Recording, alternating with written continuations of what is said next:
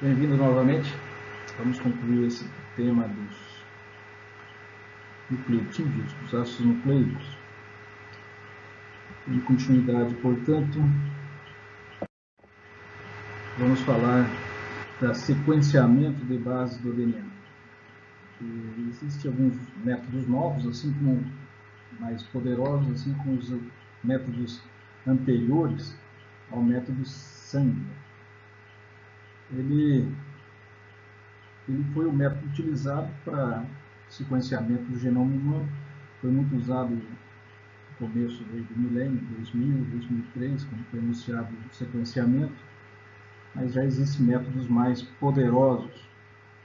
De qualquer forma, é bom conhecer que, inclusive, segue sendo utilizado nas máquinas para alguns sequenciamentos mais curtos. Hoje, o genoma tem métodos mais avançados, mas esse continua ainda bastante utilizado.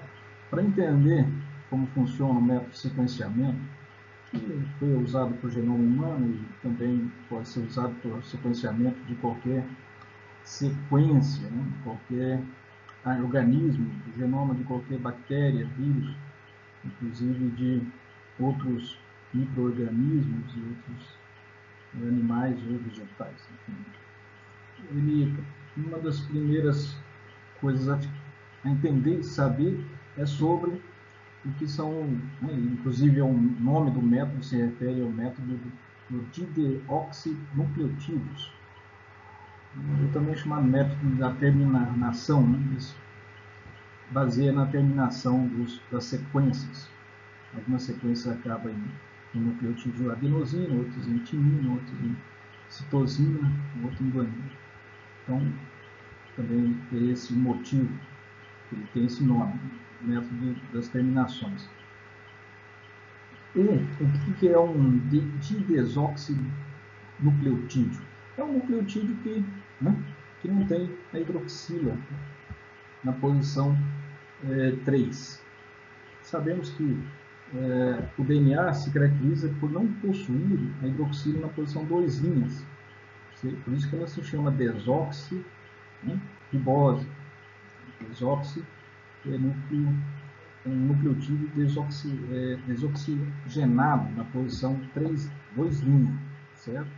Então aqui é o que difere um RNA de um DNA. No RNA tem a hidroxila na posição 2' e no DNA não tem, por isso se chama desoxirribonucleico. Não ter essa hidroxila na posição 2'. E o que é o didesoxinucleotídeo? É qualquer um dos nucleotídeos que também, além de não possuir a hidroxila na posição 2', também não possui na 3'. Isso é fatal para síntese de nucleotídeos, de polinucleotídeos, porque o DNA pode prescindir da hidroxila da posição 2', porém não tem como haver síntese de polinucleotídeos sem a hidroxila na posição 3'. Porque todo nucleotídeo, ele é uma sequência de ligações do tipo 5' para o 3' do nucleotídeo seguinte, 5' do nucleotídeo anterior, o 5' e 3' do nucleotídeo seguinte. Portanto, se durante a transcrição do DNA ele foi inserido um nucleotídeo que não está desoxidado, desoxigenado aí na posição 3', não tem como dar prosseguimento à síntese de polinucleotídeo, ou seja, ele pode enganar a DNA polimerase quando ele é tomado por um nucleotídeo desoxirribonucleotídeo, mas se ele for entrar no lugar sem essa hidroxila, e às vezes a polimerase pode se equivocar e colocar no lugar da desoxinucleotídeo um didesoxinucleotídeo. E quando isso acontece, a sequência, a síntese do polipeptídeo, a replicação né, do DNA é paralisada. Então, uma maneira, inclusive existem alguns medicamentos, alguns antivirais, antitumorais, que se baseiam justamente em usar medicamentos que, uma vez absorvido e cair na circulação e chega até o interior da célula, são nucleotídeos que não possuem ou possuem outros elementos aqui que não seja a hidroxila na posição 3. E daí, isso aqui, né, é um antissintético, um composto que impede a síntese, né, do DNA. Então ele trunca, né, a replicação ou a síntese de um nucleotídeo qualquer.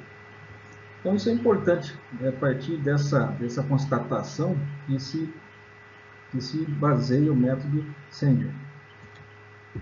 Ou seja, conhecemos todos os desoxinucleotídeos, né?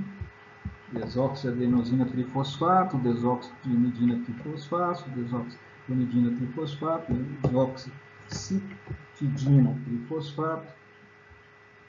A única diferença é que as didesoxi respectivas, elas não possuem a hidroxila na posição 3D. Então, guarde isso. Aqui na posição 3D de ter uma hidroxila, como nos nucleotídeos do DNA normal, ele possui um hidrogênio. Então, isso vai ter consequências, certo? É importante ter isso em mente. Então, já sabemos como são esses didesoxinucleotídeos. E o método se baseia, inclusive, é o método do didesoxinucleotídeo. Esse é o método de Sanger.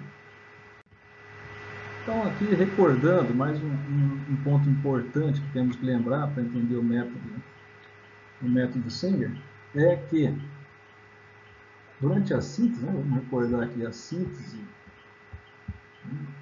a replicação do DNA, uma base nucleotídica, está aqui uma base nucleotídica, está aqui o primeiro nucleotídeo, aqui está o segundo nucleotídeo, certo? Já ligado ao primeiro, o começo da cadeia. Aqui já está o segundo nucleotídeo, sua base, sua desoxirribose, seu grupo fosfato, ligado pela posição 2' do nucleotídeo anterior ao carbono 5' do nucleotídeo seguinte. E assim que vai sendo feita a síntese. A hidroxila da posição 3', justamente aquela que fala no didesoxi, né? Ela ataca o fósforo alfa do nucleotídeo seguinte, que vai ser adicionado. Então, imagine o que acontece se, em vez da polimerase, que é responsável pela replicação do DNA, ela tenta inserir, e ela insere de fato, um desoxidinucleotídeo, né?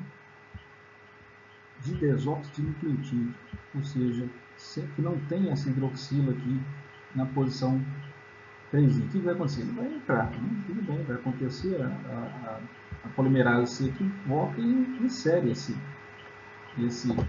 didesoxinucleotídeo na sequência.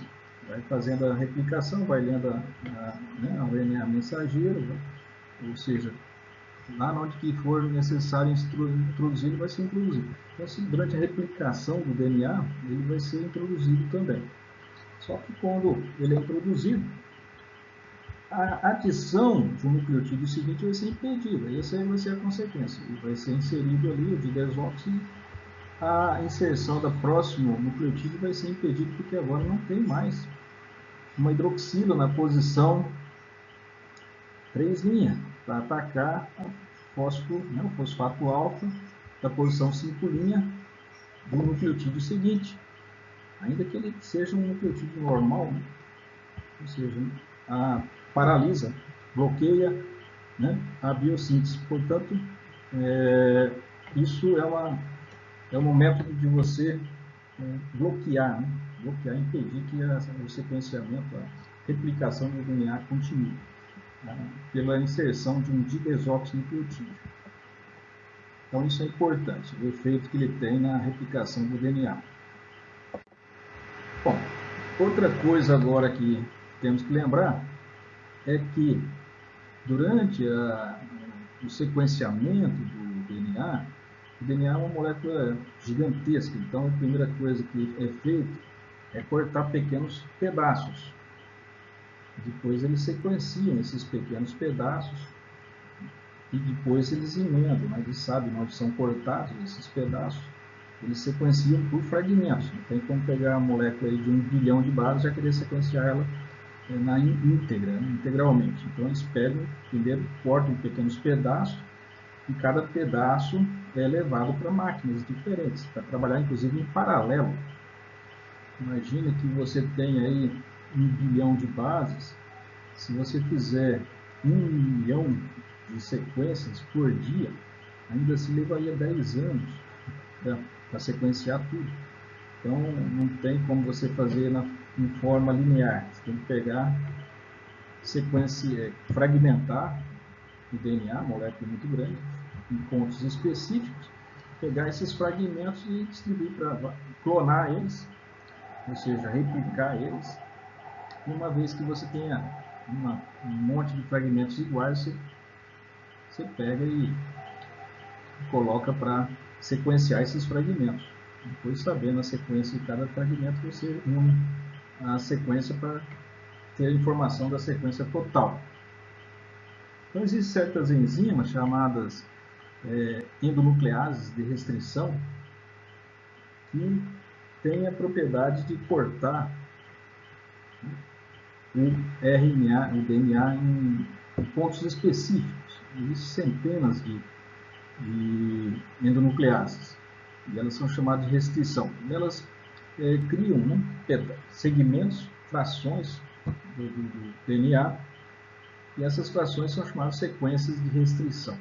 E também tem uma propriedade importante nessas endonucleases, que elas reconhecem sequências específicas, elas não cortam o DNA em qualquer local, eles precisam encontrar seu sítio de corte. E normalmente são sequências do tipo palíndromos. O que são palíndromos? São sequências em que existe um centro de simetria, que pode ser do tipo linear, assim.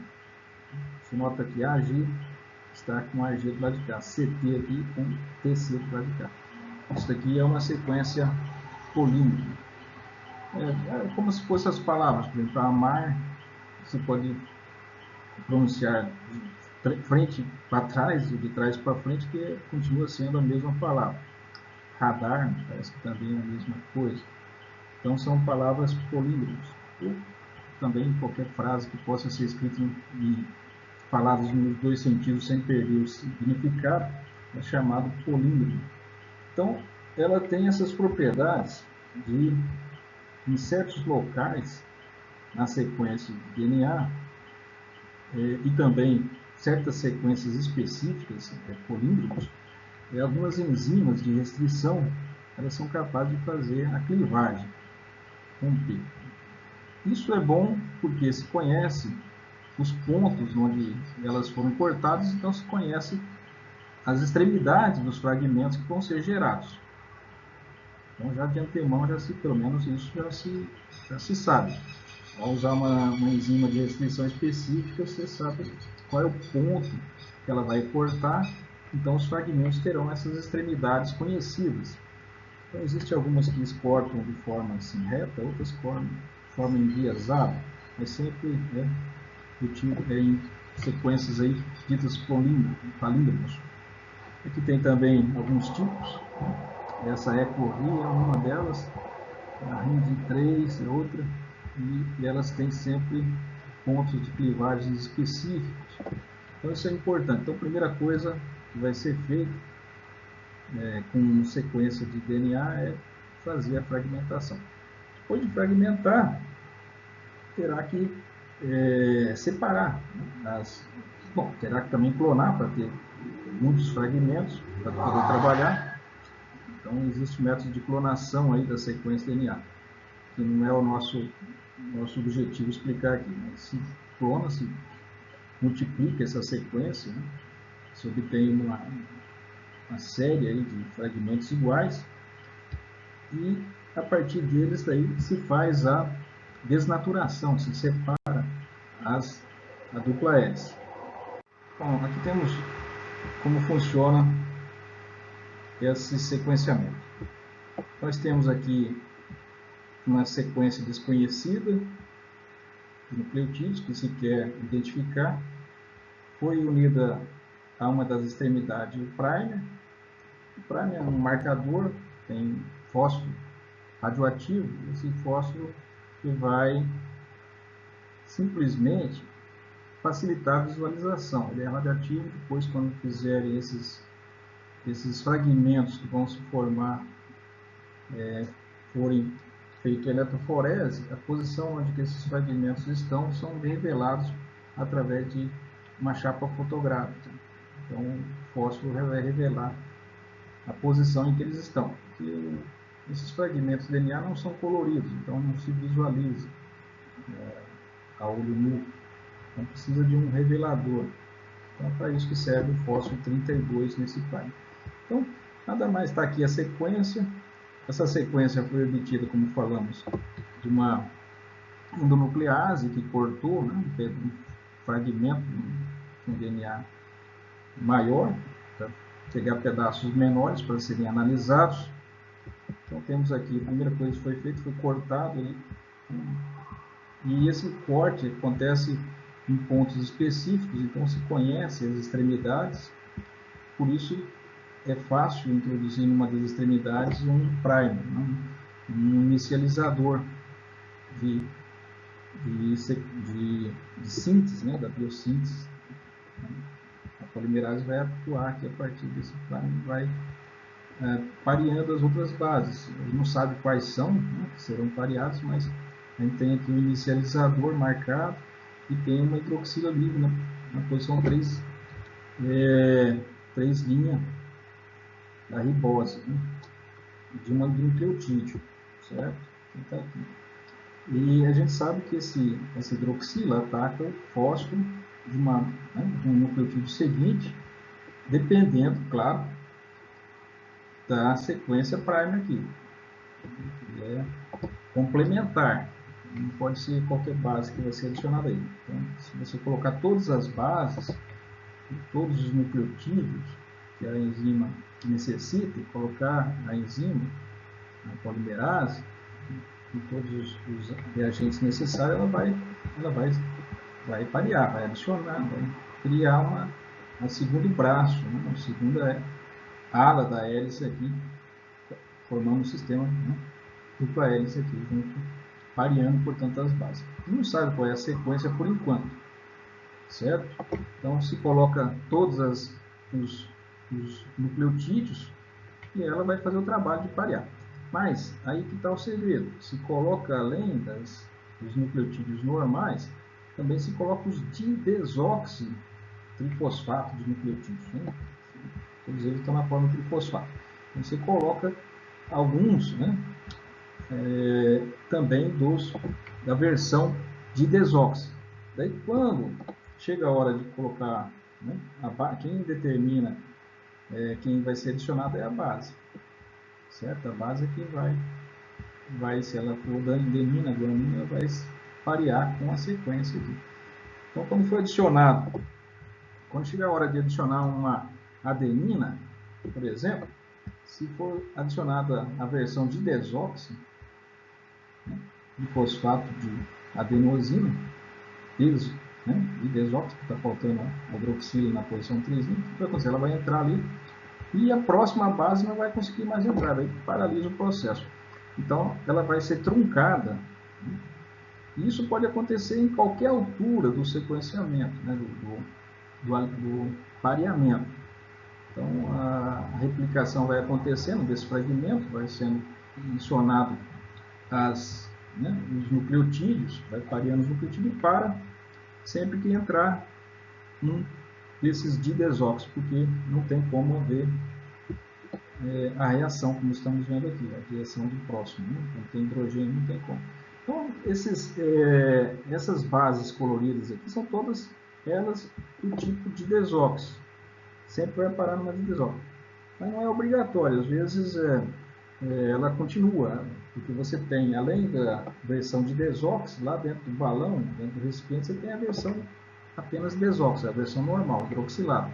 Então ela pode parar ou não, é simplesmente aleatório, mas vai acontecer consequentemente de haver fragmentos que parem, né, logo no primeiro aminoácido, né, o primeiro nucleotídeo, já na entrada do primeiro nucleotídeo já entrou um de desox, né, e daí ele já para ali mesmo, tem um fragmento. Esse fragmento se desprende da polimerase, depois ele é desnaturado, separado das alas, das hélices, né, e esses fragmentos são identificados. Aqui são a coleção de fragmentos que a gente vai obter. Aqui está ilustrando novamente, né, o processo. Né? Se tem um hidrogênio, o pareamento vai ocorrendo até encontrar, ser inserido uma versão de desox que engana a polimerase. Né? A polimerase toma esse de desox como se fosse um nucleotídeo normal, e na verdade ele não é, ele tem um hidrogênio aqui, né, na posição 3', e sem uma hidroxila na posição 3', o sequenciamento, né, o pareamento promovido pela polimerase para. Então, consequência disso, vai se formar uma série de fragmentos. Um fragmento, lógico, tem a seção do prime, depois tem um fragmento com um nucleotídeo que foi adicionado e parou. E justamente o primeiro nucleotídeo que foi adicionado já era um desoxitrifosfato desse nucleotídeo. Ele já parou porque não tem. E outro com 2, né, com 3. Então você vê aqui, ó, você tem todos os fragmentos, com uma unidade, com 2 unidades, com 3 unidades. Então, mas você tem já uma visualização que só falta montar o quebra-cabeça com esses fragmentos. Como que a gente vai fazer? No próximo passo, a mágica. Então, o segredo consiste em você colocar, né, em 4 recipientes. No primeiro recipiente, você coloca os desoxes, né, no trifosfato de nucleotídeos normais, né, os padrões. Então, no primeiro você vai colocar normal, de desoxi, trifosfato de adenosina. Depois no segundo, de desoxi, trifosfato de citidina. No terceiro, de desoxi, digamos, desoxi, né? Desoxi, normal. De desoxi você coloca os 4, certo? Os 4 em todos eles. E você vai colocar diferenciado é de desoxi. Esse aqui só vai o de desoxi, adenosina trifosfato. Esse aqui só vai, né, o didesoxitidina trifosfato. Esse aqui só vai o didesoxitidina trifosfato e finalmente esse didesoxitidina trifosfato. Didesox vai apenas um tipo só em cada. Agora as bases normais, as 4 bases, elas vão as 4 bases normais no primeiro, no segundo, no terceiro e no quarto, certo? Colocado os 4 tipos de nucleotídeos normais do sequenciamento, né, em todas elas. É colocado a DNA polimerase, o template, que é o prime, né, que seria uma espécie de RNA mensageiro, né, que seria a semi-hélice, né, com o inicializador, que é o marcado. Daí o que acontece? Ele começa aqui, né, vai haver o sequenciamento. Esse aqui é a sequência já revelada. Aqui a gente está vendo qual é a sequência, né? Essa primeira linha aqui, essa é a sequência são 11 nucleotídeos. A gente não sabe ainda qual é, né?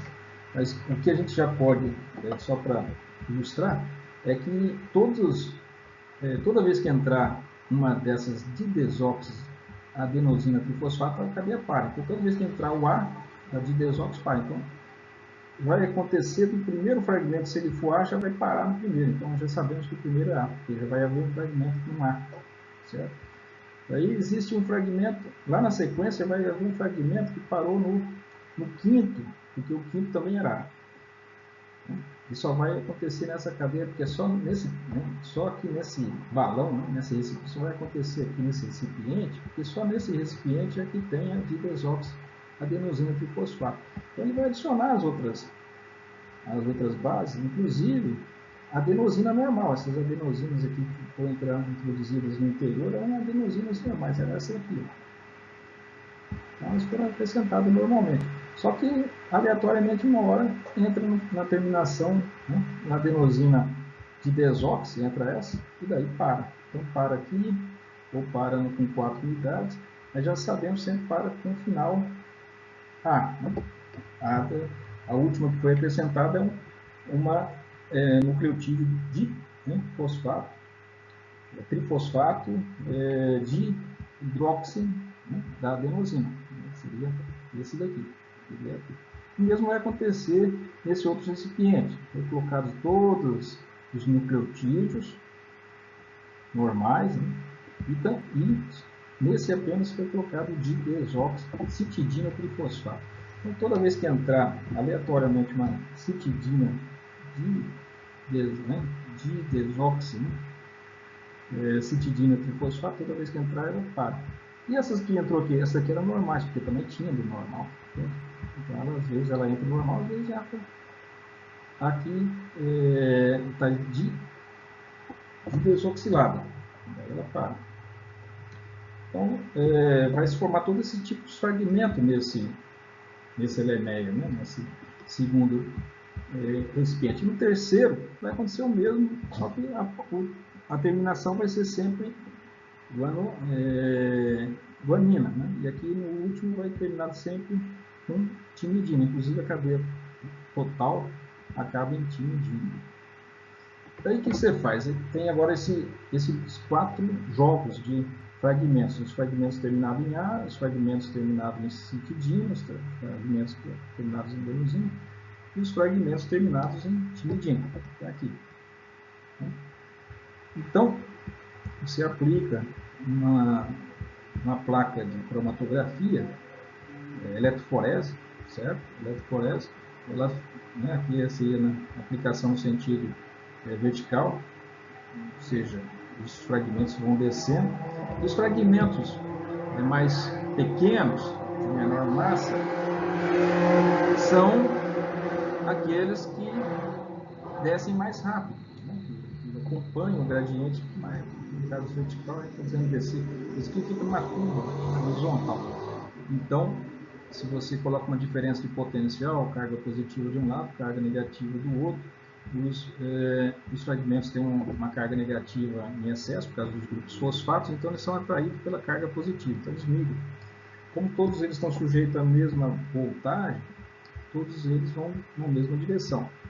E os que são os menores vão mais rápidos, né? Então, por exemplo, uma unidade só, seja de adenina, seja de guanosina, seja de citidina, ele vai chegar na frente. Então, a primeira que chegou, se tivesse chegado primeiro aqui no grupo da citidina, esse seria o primeiro dos nucleotídeos. Se tivesse o primeiro chegado aqui na coluna da guanidina, seria ele o primeiro, né? Então, chegou aqui no A, quer dizer que o primeiro é o A. Só tem um. Né? Depois, o segundo fragmento é o que fica um pouco mais retardatário, né? Um pouco mais lento. Com 3 unidades, fica mais lento ainda. Com 4 mais, assim, até o tamanho integral, né? O segmento integral que fica no começo da corrida, ele quase não se moveu. Então, se você quer saber agora qual é a sequência, né, é fácil, é só ler diretamente da placa. Ele começa com A, depois A acrescido de C, depois A acrescido de T, AC acrescido de T, depois ACT acrescido de C, depois ACTC acrescido de A, depois ACTCA acrescido de C, e assim vai até a sequência toda. Você vai subindo e pegando, né, e juntando os fragmentos. Então, A, depois o fragmento seguinte é o C, da forma AC, o fragmento seguinte é o T, forma ACT, depois o fragmento seguinte é o C de novo, ACTC, o fragmento seguinte volta a ser o A, então ACTCA, e até você chegar na cadeia completa. E para visualizar essas manchas, é colocado, né, uma chapa fotográfica, porque esse material migra em um gel, né, é colocado em cima de um gel, e esse gel é exposto a uma diferença de potencial, Então, esses fragmentos vão migrar, mas você não consegue ver esses fragmentos depois que eles acabam a corrida, desliga o aparelho, eles se moveram, como você vai ver onde que eles estão, né?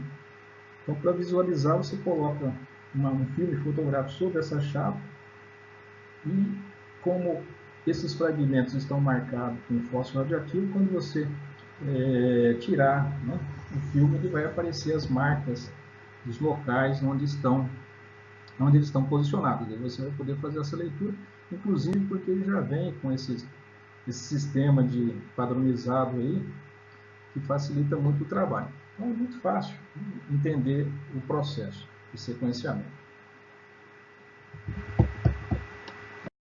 To sequence DNA by the chain termination method, the DNA must first be obtained in single-stranded form.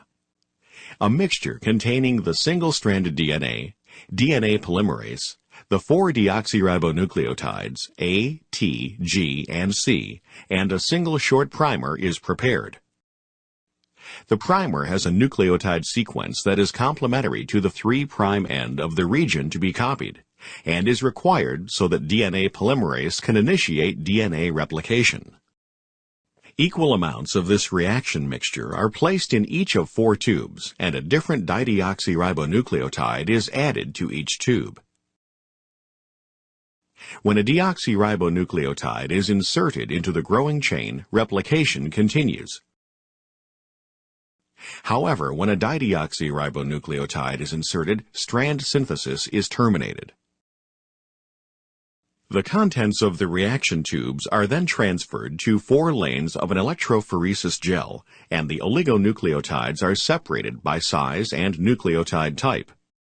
The shortest oligonucleotide moves furthest down the gel. Reading from bottom to top, 1 base at a time, provides the correct DNA sequence.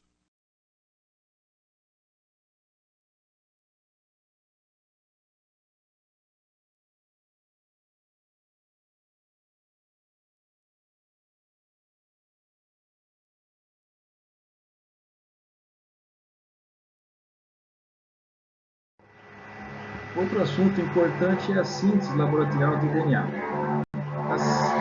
A síntese laboratorial de DNA é uma área muito importante porque você pode sintetizar pequenos fragmentos de DNA que são, na verdade, genes.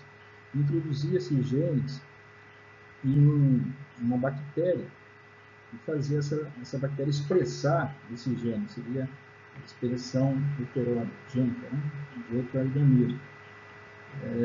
Então, isso é uma possibilidade. Também se faz genes como vetores para parear com sequências desconhecidas e tentar identificar. Existe uma série de aplicações, também se pode, existem algumas patologias que as nossas células não possuem um gene, também se pode tentar introduzir esse gene nessas células e elas passam a produzir certas proteínas que estão faltando, são motivos de alguma patologia. Isso aí se chama, seria uma terapia gênica. Também para fazer organismos geneticamente modificados, assim, para fazer com que eles produzam certas proteínas de defesa, de repente, contra no caso, pestes, né, agrícolas, insetos, parasitas e outros elementos. Dessa forma, se modifica os organismos. Para isso, tem que sintetizar uma sequência de nucleotídeos desejáveis e introduzir uma bactéria, e a bactéria começa a expressar esses genes para você produzir um produto desejado no laboratório, ou introduzir uma célula reprodutora para que o organismo, para se formar, seja um organismo geneticamente modificado. Então é importante. E isso daí, síntese de DNA, por enquanto estamos na área de química, síntese orgânica, usando aqui, então, como que eles fazem? Usando grupos de protetores, né? Então está aqui o nucleotídeo, eles vão precisar de usar um nucleotídeo protegido. Então, os locais que tem que ser protegido. Aqui nós temos a desoxirribose, no desóxido, porque não tem hidroxila na posição 2'. A base está protegida, esse PR aqui significa protegido. Sabemos que nessas bases tem grupos aminas. Os grupos aminas são bons nucleófilos e podem sofrer reações. Então, para que essas aminas que estão nas bases, né, timidina, uracila, guanidina, citosina, adenina, então elas possuem grupos básicos, tem grupos aminos. Esses grupos aminos podem sofrer reações colaterais aí indesejadas. Então, para que isso não aconteça, essas bases são protegidas. Não vamos aqui mostrar os detalhes, mas os grupos NH2 podem ser acilados, por exemplo, ou benzilados, né, e podem estar protegidos aí para evitar que eles sofram ataques. Né? São grupos reativos, normalmente, então são protegidos. Da mesma maneira, o oxigênio também está protegido. Está protegido por esse DMT. DMT aqui, que é esse grupo todo aqui. Dimetiltricilírio, paratricilírio, metoxtricilírio, metoxtricilírio. Ele está ligado aqui a esse carbono. Então, esse carbono está ligado a 3 benzenos, né? É nesse carbono aqui que está ligado ao oxigênio. Certo? Então, esse grupo é um grupo protetor. Ele fica ligado aqui, impedindo que o oxigênio sofra reações indesejáveis. Então, se liga, o grupo protetor é isso, se liga ele ali no oxigênio, faz as reações vão acontecer em outras partes da molécula, justamente porque esse oxigênio possui esse grupo protetor, que impede que ele sofra reações colaterais. Depois que as reações em outros pontos da molécula forem concluídas, você desprotege, você retira esse grupo protetor. Então é isso. Aqui, o grupo fosfato é introduzido na forma de um fosforamidito. Esse grupo aqui é o fosforamidito. Está aqui desenhado aqui do lado. Seria o fósforo ligado a um tipo de um fosfito, fósforo trivalente, estado de oxidação 3 aqui dentro. Então ele está ligado, por um lado aqui, a um oxigênio com esse grupo nitrila. Aqui está uma amina terciária, volumosa. Um outro oxigênio, ele está ligado ao oxigênio 3', que é o oxigênio que é o responsável pela reação, pela ligação, a união com outro nucleotídeo. Ele tem aqui, está ligado ao oxigênio 3' ao fósforo. Então, esse os nucleotídeos que tem que ser usados para a síntese laboratorial de DNA. Precisa de nucleotídeos desse jeito. Eles são modificados. São nucleotídeos que, em vez do fosfato normal, nós temos aqui, então, esse fosforamidito. Em vez da hidroxila livre aqui na posição 5', ou a hidroxila, no caso, fosforilada, né? Um trifosfato, né? Normalmente está nessa posição que ela está ligada a um grupo protetor. As bases, em vez de ter seus nitrogênios amínicos livres, eles estão nos grupos amínicos protegidos. Então, é importante saber que essa aqui é a base, o nosso nucleotídeo, entre aspas, que são usados para a construção da síntese do oligonucleotídeo, porque também esse método não é capaz de sintetizar segmentos muito grandes de DNA, eu acho que inferiores a 100 unidades. Então, como que é o processo? Então, precisamos daquele nucleotídeo modificado. Está aqui o nucleotídeo modificado. Então, você pega, também é usado suporte sólido, ou seja, você tem uma resina.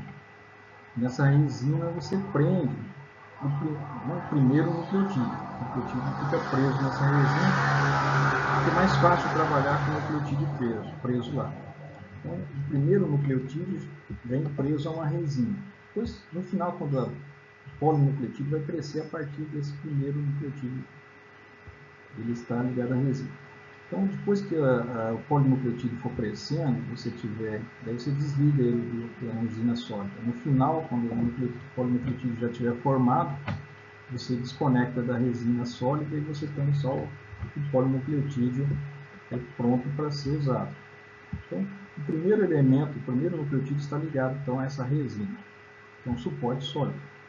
Está aqui com a base protegida e está com a hidroxila da posição 5' desprotegida. Tá?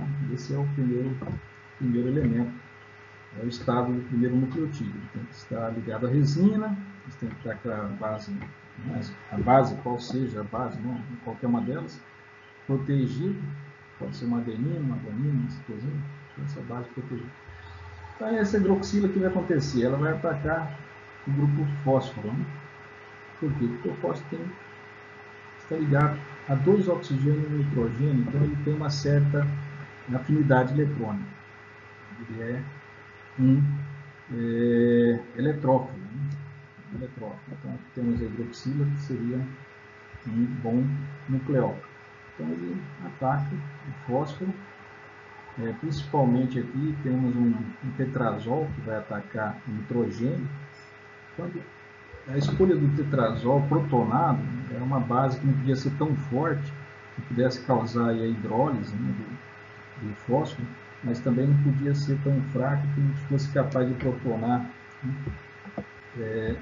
nitrogênio. Então eles tiveram que escolher uma base adequada. E o tetrazol protonado foi essa base que ofereceu melhor performance. Esse próton, portanto, ataca o nitrogênio, certo? Que é um dos elementos mais básicos aqui.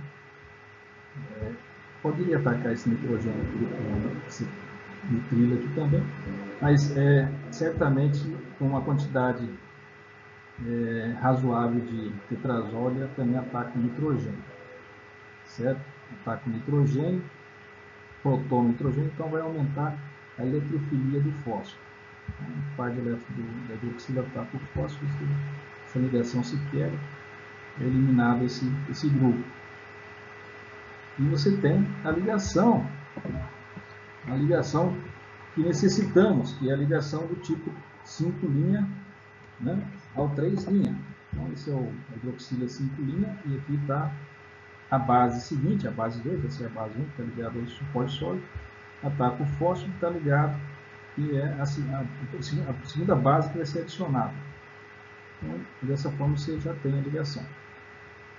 Só falta agora transformar esse grupo fosfito aqui em um fosfato. Isso seria feito no final. Esse fosfito pode ser oxidado a fosfato e se libera esse grupo, essa nitrila aqui, certo? Isso aqui se mostra depois ao final. Mas já adicionamos, certo? Já adicionamos. Uma reação simples, um passo só. O mais complexo aí é obter essas bases, né? Essas bases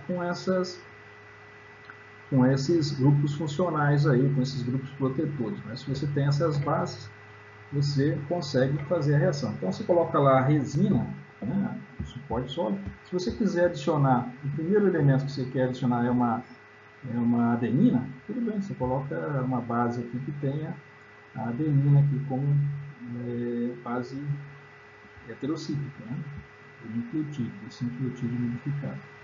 Se você quiser que seja uma guanina, você tem que adicionar só a guanina, certo? Aqui a base será uma guanina. E assim por diante. Se adiciona o excesso, você lava, depois joga solvente, a resina segura, né, o que ficar ligado lá, né, o nucleotídeo que ficou ligado, se mantém ligado. E o solvente, o excesso de base que foi colocado, é levado pelo solvente. Você lava a resina e o material, os solventes, os reagentes que foram colocados, vão junto com o lavado. E fica só ligado ao suporte sólido apenas o dinucleotídeo agora, né? O dinucleotídeo aqui. O passo seguinte é usar iodo. Você adiciona iodo. O que vai acontecer? Com a adição de iodo, se oxida Aqui está, ó. Você passa já para fosfato. Então o iodo nada mais é que um agente oxidante.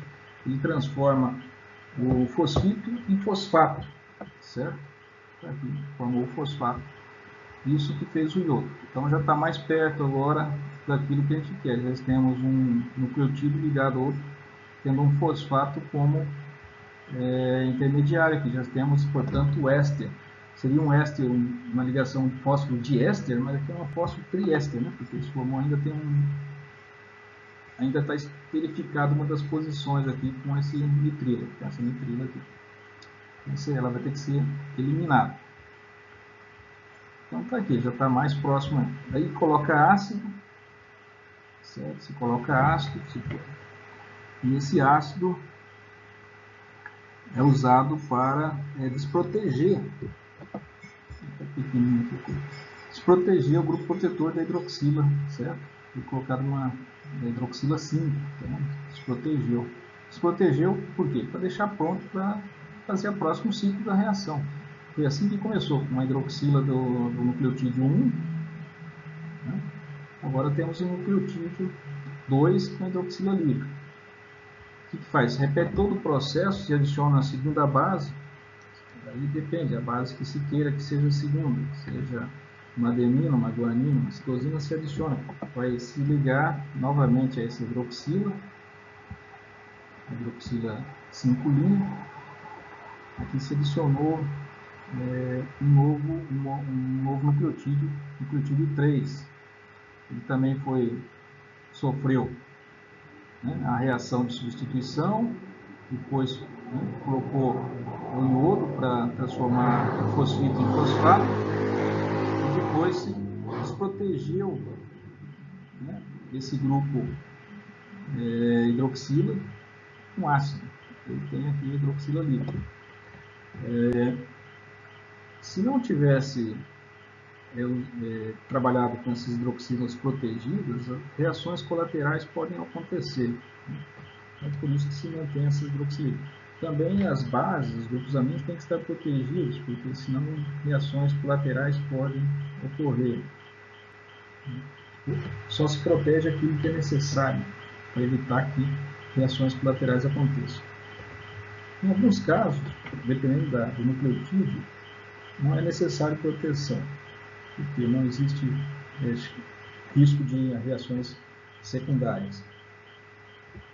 Aqui, novamente, o processo, depois de vários ciclos de introdução, sempre após a introdução de um novo nucleotídeo, cada passo se lava a resina e todos os solventes, todos os reagentes, o excesso de base é eliminado. Por isso que usa resina, facilita muito a purificação. Simplesmente lava a resina e todo o material que foi usado para fazer aquela modificação, a introdução de nucleotídeo é eliminado com solvente. E daí já temos aqui uma série, vai crescendo a cadeia até você ter uma sequência de 10, 20, 30 nucleotídeos. E no fim você chega ao momento de eliminar, soltar ele da resina. Os grupos protetores, os grupos aminos das bases devem ser protegidos. Então, por que são protegidos? Então, a citosina, os nucleotídeos, eles têm que ser protegidos, porque essa amina aqui é um bom nucleófilo. Então, pode interferir nas reações de introdução de novos nucleotídeos durante a síntese. Então, eles são protegidos na forma de amida, cloreto de benzoíla, forma uma amida aqui. As amidas são muito mais estáveis e muito pouco reativas, elas não sofrem reações colaterais. Então, a amina, antes uma amina reativa, que poderia interferir, sofrer reações, ataques nucleofílicos, e promover ataques nucleofílicos, ou ser atacada por eletrófilos durante o processo. Agora, na forma de amida, ela está muito estável e não sofre ataques, nem vai atacar outros elementos os reagentes que vão sendo utilizados. Depois você retira, esse grupo acila aqui, né, benzoíla, eles ficam ligados aqui até o processo, quando chega no final, se desliga, se desconecta esses grupos. Aqui então esse é a adenina também se faz a mesma coisa. Também se pode usar aqui butanoíla, cloreto de butanoíla, que se protege a cianina. Então são reações relativamente simples de proteção. Inclusive essas reações são automatizadas. No aparelho se coloca, né, agora sim, os nucleotídeos são preparados, né, são às vezes comercializados, se compram, mas durante o processo de síntese de polinucleotídeo, isso aí normalmente já é a resina, fica lá ligada na resina, e o processo se produz em ciclos, e é tudo automatizado. É claro que para isso você tem que já ter os nucleotídeos prontos, né, protegidos, tudo em recipientes que vão no aparelho, que vai sendo alimentado, alimentando o aparelho. Esses nucleotídeos são caríssimos, o processo todo custa muito dinheiro, o aparelho também é muito caro. Então, a remoção desses grupos, por exemplo, o grupo anidrido, que vai ficando ligado, né, o grupo fosfato, que nós vimos anteriormente, pode ser desprotegido usando amônia. Então, a amônia, o grupo protetor já é pensado, deve ser pensado, visando um método de desproteção futura. Então, você já pensou, né, quando se usou esse grupo protetor aqui, como que seria feito depois para eliminar ele. Temos que obter o fosfato. Aqui é uma ponte de éster, aqui é um segmento fósforo de éster que une um nucleotídeo a outro.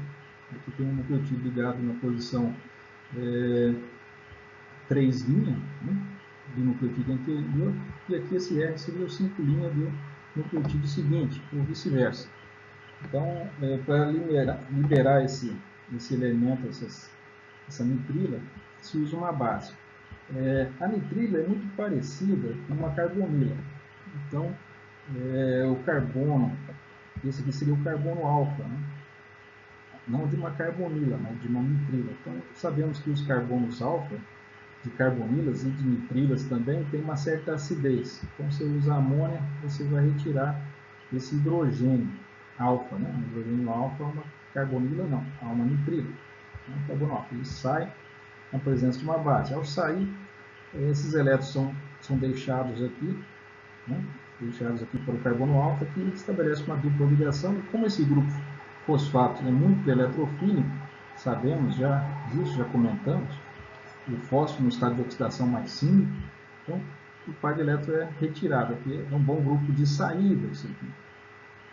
Um bom grupo de saída. Então essa ligação se rompe e se forma essa espécie aqui que é gasosa, inclusive ela pode ser retirada com facilidade. Deve ser uma substância de muito baixo ponto de ebulição, ou talvez seja um gás, esse composto aqui. Então ele seja facilmente eliminado da reação, como subproduto. E fica a cadeia polipeptídica pronta, desprotegida, o que une um grupo, um nucleotídeo, né, a outro nucleotídeo, é uma ponte fosfodiesterase que estamos vendo aqui. E aqui temos ela. Precisamos simplesmente de desproteger. Então, a utilização de monômeros de hidrogênio fosfonato para sintetizar cadeias de DNA. Então, aqui, o hidrogênio fosfonato, né, é outra maneira de fazer a síntese de polinucleotídeo, usando, né, esse reagente. Já não é o método anterior, já é uma variante do método anterior. Também temos aqui a hidroxila 5' protegida, com o mesmo grupo protetor. Temos a base protegida também, é necessário que tenha a base protegida. E também é necessário o suporte sólido. Ou seja, a primeira base está ligada a um suporte sólido. Então, está aqui, né? O primeiro nucleotídeo está ligado ao suporte. Ele tem esse suporte sólido é usado também, é uma prática comum, né? Síntese em fase sólida, né? Seria usado para polipeptídeos, né? Já foi visto lá em peptídeos como se faz a síntese, e também é usado aqui com polinucleotídeos. Sempre ligado a uma fase sólida, que facilita muito a purificação. Uma vez que esses polinucleotídeos vão crescendo, ligados a um suporte sólido, basta pegar esse suporte, que é uma resina, lavar a resina e ela sempre mantém presa ela a cadeia polinucleotídea ou polipeptídea, que vai crescendo. Você elimina, né, com a lavagem os solventes e reagentes residuais. Então está aqui o primeiro nucleotídeo ligado a um suporte sólido, é o primeiro, tem uma base, depende aí a base, uma adenina protegida, uma guanina, uma citosina, enfim, né? E tendo o hidroxila livre, esse aqui é a nossa grupo, né, reativo aqui. Notem o seguinte, ó, a hidroxila é um bom nucleófilo, não chega a ser um bom nucleófilo, né? Mas ele é um nucleófilo que, em condições adequadas, pode reagir perfeitamente. Agora, se tivéssemos ele não é tão bom, por exemplo, quanto uma amina. Por isso que temos que proteger as aminas lá da base, né? Se tiver grupos NH2 aqui na base, NH2 livre, né, grupos amina, a gente sabe que a amina é alcalina, eles formam os alcaloides, alcalina. Eles não podem ter amina livre aqui, porque se a amina estiver livre, quem vai reagir com o fósforo não vai ser o hidroxila, vai ser o grupo amino. Então tudo tem uma justificativa. Não é feito de graça, é protegido a base, porque é necessário. A hidroxila, né, estando livre, só ela poderá atuar como nucleófilo. Então, o par de elétrons aqui vem ataca o fosfato. Notem aqui, é um fosfato, é um fosfanidrido, né? Note que aqui o fósforo está ligado ao hidrogênio e não a uma hidroxila. Tem mais essa pequena diferença. Então, ataca o fósforo, ele está em estado de oxidação mais 4. Note que está ligado a 3 oxigênios, sendo que um deles duplamente. E ele está em uma das ligações fósforo, dos anidridos, a ligação anidrido aqui, é com o grupo acila. Esses grupos acila com fósforo, a gente viu lá em alguns fosfolipídios. Né? Os fosfolipídios tem um dos hidroxila, por exemplo, do glicerol, está ligado a um grupo fosfato, né? Formando uma ligação do tipo extra com fósforo. Né? Aqui temos um anidrido. A gente já viu a formação desse anidrido quando estudou as reações catalisadas, né, por ATP. Então, já sabemos como ela pode ser formada. Mas aqui é um composto que foi formado sinteticamente mesmo. Você pega aqui esse nucleotídeo, né, protegido na hidroxila 5', tendo a base também protegida e tendo um grupo fosfonato.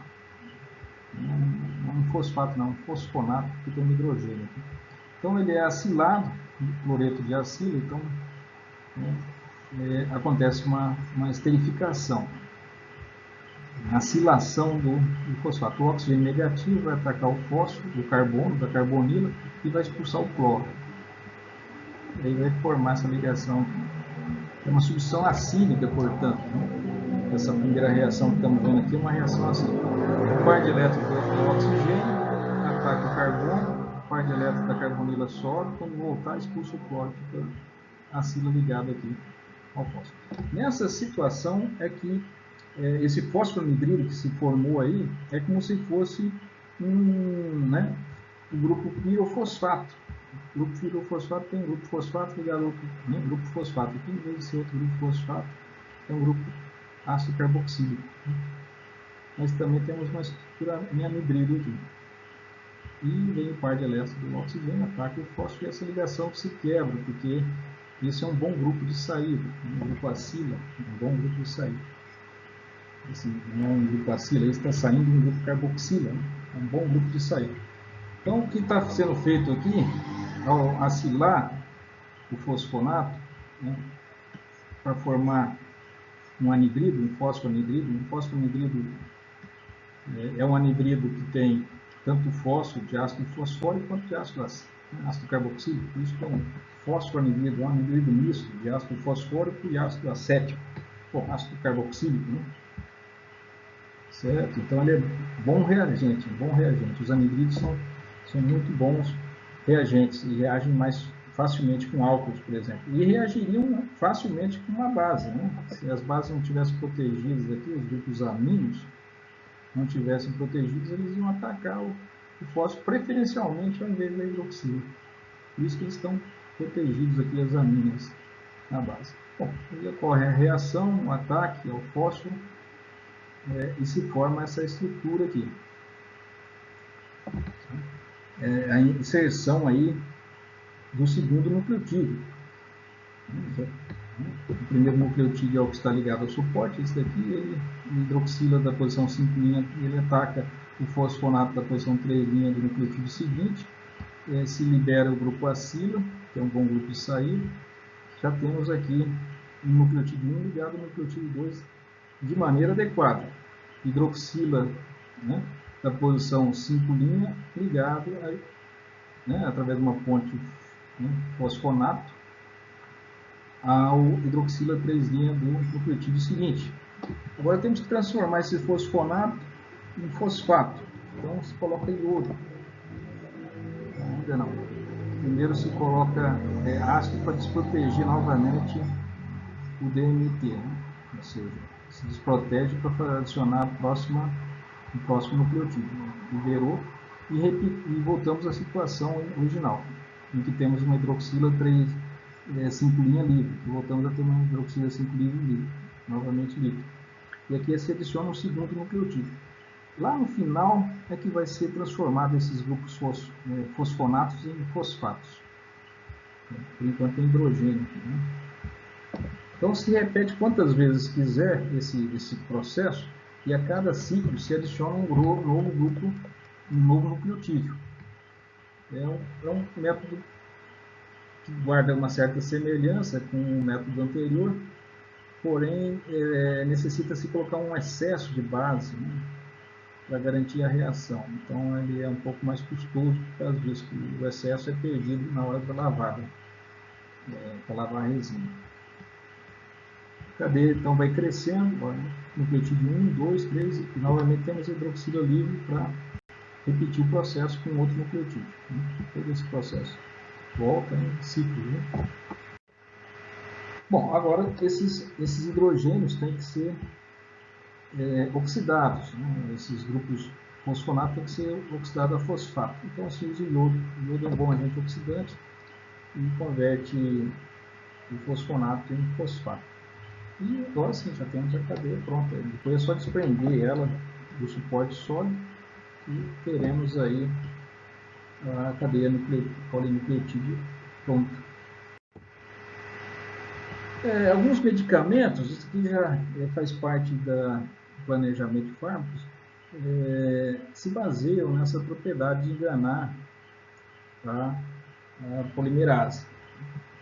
Ela, em vez de usar um nucleotídeo, alguns fármacos são desenhados para ter uma estrutura análoga ou similar ao nucleotídeo e serem usadas pelo micro-organismo, ou até mesmo durante a replicação, ou a célula, quando está tumoral, então, produzindo grandes quantidades de material genético durante a proliferação celular descontrolada dos tumores.